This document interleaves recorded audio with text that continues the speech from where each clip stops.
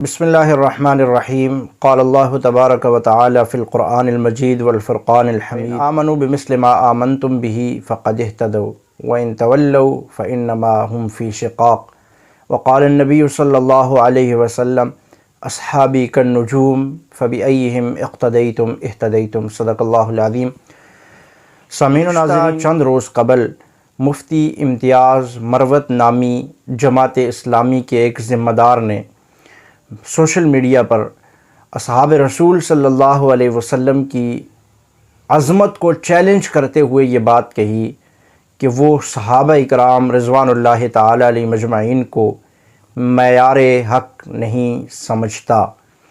یہ وہ نہیں بلکہ اس کی یہ ساری جماعت، ان کے دستور میں یہ شک موجود ہے کہ صحابہ اکرام رضوان اللہ تعالی علیہ مجمعین معیار حق نہیں ہے، اور جس طرح سے کسی عام دنیا کے اعتبار سے کسی لیڈر پر اس پر تنقید کی جا سکتی ہے، صحابہ اکرام رضوان اللہ تعالی علیہ مجمعین بھی تنقید سے ماورا نہیں ہے، ان کو استثناء حاصل نہیں ہے، بلکہ ان پر بھی ان کے فیصلوں پر، ان کے اعمال پر، ان کی مختلف چیزوں پر تنقید کی جا سکتی ہے، جو کہ بہت ہی قابل افسوس ہے۔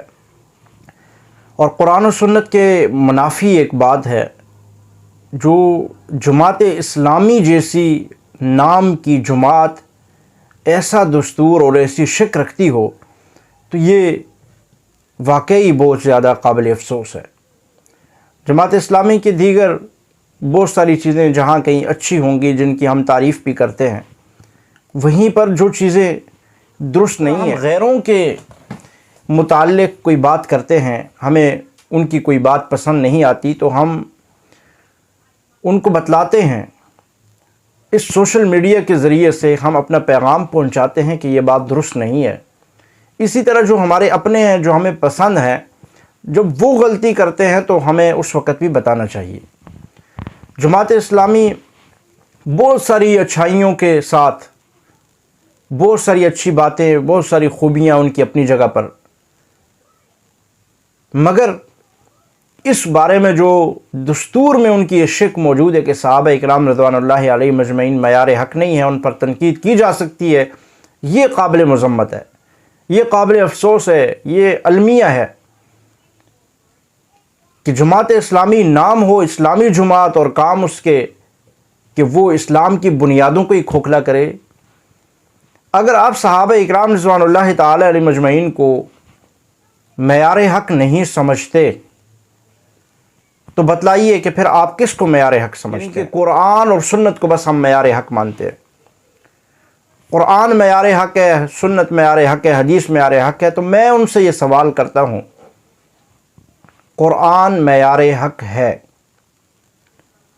الف لام میم قرآن کریم کا پہلا لفظ ہے، اس اعتبار سے کہ قرآن کریم یہاں سے شروع ہوتا ہے، اس اعتبار سے نہیں کہ وحی کا پہلا لفظ جو اقرا ہے، اس اعتبار سے کہ الف لام میم قرآن کریم میں سب سے پہلے ابتدا میں لکھا ہوا ہے۔ بلکہ اس سے بھی پیچھے چلے جائیے، قرآن کا آغاز ہوتا ہے بسم اللہ الرحمن الرحیم الحمدللہ رب العالمین، سورۃ فاتحہ لکھی ہوئی ہے۔ اب نوٹ کیجئے کہ سورۃ فاتحہ اور یہ قرآن معیار حق ہے، تو میں پوچھتا ہوں کہ الحمدللہ رب العالمین یہ نازل کہاں سے ہوا؟ تو جواب یہ ملے گا کہ جناب یہ لوح محفوظ سے اللہ رب کریم نے حضرت جبرائیل علیہ السلام کو دے کر بھیجا اور رسول اللہ صلی اللہ علیہ وسلم کے قلب اطہر پہ نازل ہوا۔ تو میں اس کو اگلا سوال یہ کرتا ہوں کہ قرآن کریم نازل تو ہو گیا، حضور اکرم صلی اللہ علیہ وسلم کے قلب اطہر پہ تو نازل ہو گیا، اب آپ کیسے ثابت کرو گے کہ الحمدللہ رب العالمین یہی سورۃ فاتحہ ہے؟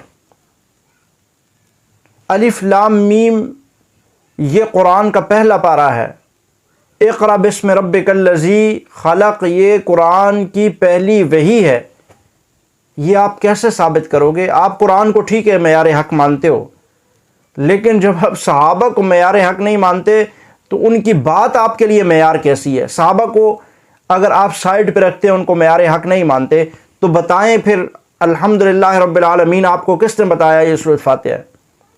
کیا رسول اللہ صلی اللہ علیہ وسلم سے آپ نے اپنے کانوں سے سنا تھا؟ کیا جبرائیل امین جب وحی لے کر آئے تھے تو آپ اس وقت پاس موجود تھے، آپ نے وحی اترتے ہوئے دیکھا تھا؟ ظاہر ہے یقیناً ان کا جواب یہی ہوگا کہ ہم نے نہیں دیکھا، قرآن کریم کو اترتے ہوئے نہ دیکھا، نہ ہی وحی کو اترتے ہوئے دیکھا، اور نہ ہی ہم نے حضور اکرم صلی اللہ علیہ وسلم سے یہ سنا کہ یہ قرآن کریم کی پہلی وحی ہے، اقرأ بسم ربک الذی خلق۔ تو پھر کس نے بتایا؟ تو کہیں گے صحابہ اکرام رضوان اللہ تعالی علیہ مجمعین نے بتایا۔ جب آپ ان کی بات کو مانتے ہیں تو ان کو معیار حق نہیں مانتے، لیکن ان کی بات کو معیار حق مانتے ہیں۔ آپ کہتے ہیں قرآن معیار حق ہے، تو یہ قرآن ہے، یہ کس نے بتایا ہے؟ صحابہ اکرام نے ظاہر بتایا ہے۔ آپ ان کی کہی گئی بات کو معیار حق تو مان رہے ہیں، انہوں نے قرآن کریم کا بتلایا، آپ نے قرآن کریم کو معیار حق مان لیا۔ انہوں نے بتلایا کہ یہ رسول اللہ کی سنت ہے، آپ نے اس سنت کو معیار حق مان لیا۔ انہوں نے بتلایا کہ یہ نبی علیہ السلام کی حدیث ہے، آپ نے اس حدیث کو معیار حق مان لیا، لیکن جن لوگوں نے بتایا ان کو آپ معیار حق کیوں نہیں مانتے؟ اصل تو وہ لوگ ہیں نا، جب ان سے آپ کا اعتماد اٹھ جائے گا، ان پہ آپ کہتے ہیں کہ تنقید کرنا کوئی بری بات نہیں، آپ تنقید کر سکتے ہیں۔ آپ کا کہنا یہ ہے جب آپ تنقید کریں گے ایک کاتب وحی صحابی پر، تو کیا تنقید کریں گے کہ نعوذ باللہ فلاں اس سے خطا ہو گئی تھی، فلاں اس سے غلطی ہو گئی تھی۔ جب اس سے فلاں غلطی ہو گئی تھی، فلاں خطا ہو گئی تھی، تو اسلام کو نہ ماننے والا، صحابہ اکرام کو نہ ماننے والا، اس کے لیے تو راستہ ہموار ہو جائے گا۔ وہ کہے گا کہ جب کاتب وحی سے فلاں جگہ غلطی ہو سکتی ہے تو اس سے قرآن کریم میں غلطی نہیں ہو سکتی۔ جب کاتب وحی نے فلاں جگہ پر خطا کی ہے تو اس نے قرآن کریم میں بھی خطا کی ہوگی۔ تو یہ قرآن کریم آپ کا یہ شکوک و شبہات کا شکار ہو جائے گا۔ اس لیے قرآن کو معیار حق ماننے کے لیے آپ کو پہلے صحابہ اکرام کو معیار حق ماننا پڑے گا۔ سنت حدیث کو ماننے کے لیے آپ کو صحابہ اکرام کو معیار حق ماننا پڑے گا۔ اگر آپ صحابہ اکرام کو معیار حق نہیں مانتے، اس کا مطلب ہے کہ آپ قرآن کریم کو مشکوک بنا رہے ہیں، آپ حدیث رسول اللہ صلی اللہ علیہ وسلم کو خود مشکوک بنا رہے ہیں۔ لہٰذا بات یہ ہے کہ قرآن، سنت، حدیث یہ معیار حق بنتے ہی تب ہے کہ جب آپ صحابہ اکرام رضوان اللہ تعالی علیہ مجمعین کو معیار حق مانیں گے۔ دوسری بات یہ ہے کہ قرآن کریم کی صریح آیت ہے واضح، فَإِنْ آمَنُوا بِمِثْلِ مَا آمَنْتُمْ بِهِ فَقَدِ اهْتَدَوْا، کہ ایمان کن جیسا ایمان لانا ہے؟ صحابہ اکرام جیسا ایمان لانا ہے۔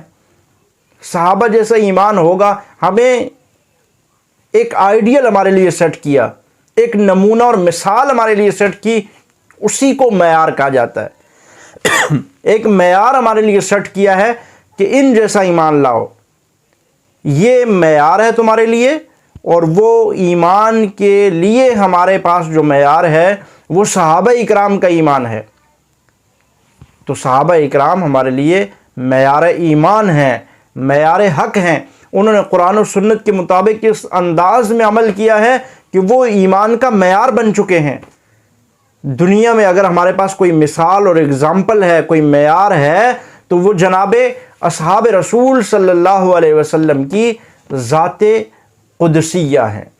لہٰذا بڑی حیرت ہوئی کہ جب ایک شخص جماعت اسلامی کا نام لے کر وہ صحابہ اکرام رضوان اللہ تعالی علیہ مجمعین کو ان پر تنقید کرنے کی بات کرتا ہے، اور پھر وہ قرآن اور حدیث اور سنت کو مشکوک اس انداز میں بنانے کی کوشش کر رہا ہے کہ وہ کہہ رہا ہے کہ جناب صحابہ اکرام پہ تنقید کی جا سکتی ہے اور صحابہ اکرام معیار حق نہیں ہے۔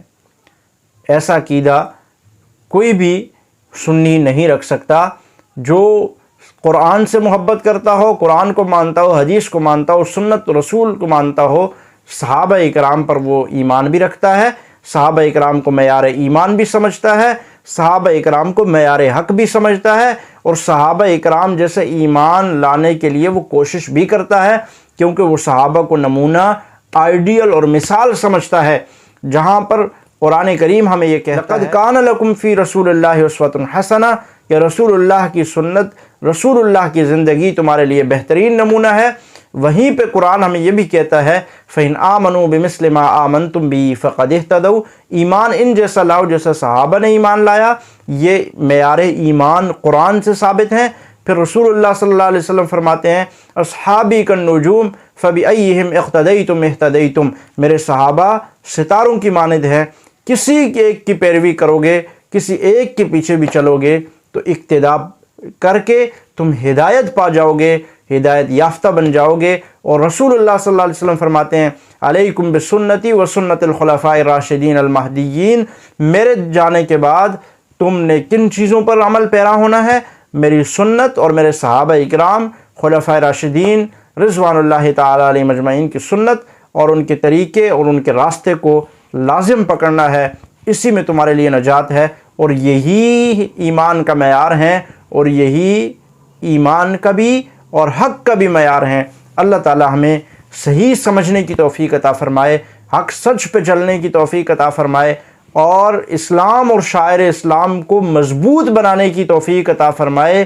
یہ نہ ہو کہ ہم انجانے میں یا کسی کے بہکاوے میں آ کر، کسی کی باتوں میں آ کر اپنے ہی اسلام، شاعر اسلام اور بنیاد اسلام جو صحابہ اکرام ہیں، ان جڑوں کو، دین کی اس عمارت کی بنیادوں کو اپنے ہاتھوں سے کھوکھلا کرنے میں لگے ہوں، اور ہم یہ سمجھ رہے ہوں کہ ہم بڑی دین کی خدمت کر رہے ہیں۔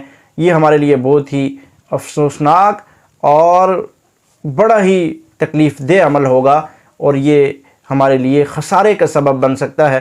اللہ تعالی ہمیں صحابہ اکرام رضوان اللہ تعالی علیہ مجمعین جیسے اعمال اور ان جیسے عقائد اور نظریات اور ان کے نقش قدم پر چل کر دنیا اور آخرت کی کامیابیاں حاصل کرنے کی توفیق عطا فرمائے۔ السلام علیکم ورحمۃ اللہ۔